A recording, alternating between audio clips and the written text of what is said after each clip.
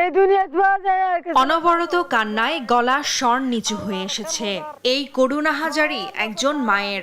নিজেদের বাগান পাহারার সময় ছেলে মফিজুর রহমানকে ধরে নিয়ে যায় মিয়ানমারের বিদ্রোহী গোষ্ঠী আরাকান আর্মি।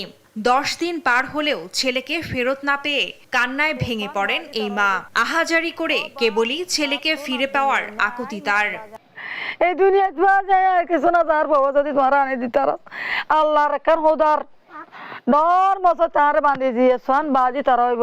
গেল 10 এপ্রিল বাংলাদেশি নাগরিক মফিজুরকে একদল কাঠুরিয়ার সামনেই ধরে নিয়ে যায় আরাকান আর্মির সদস্যরা।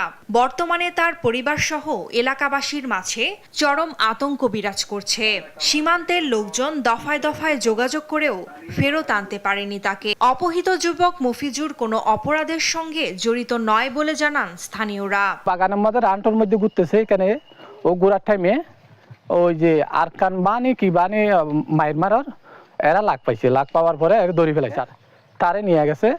এখন আমরা তার খোঁজখবরও পাইতেছি না। এদিকে বিষয়টি ঊর্ধ্বতন কর্তৃপক্ষকে স্থানীয় প্রশাসন অবহিত করলেও লিখিত কোনো আবেদন পাওয়া যায়নি পরিবারের পক্ষ থেকে। সীমান্তে আরাকান আর্মির আতঙ্ক থেকে জনসাধারণকে রক্ষায় যথাযথ ব্যবস্থা নেবে সরকার, এমন প্রত্যাশা বাসিন্দাদের।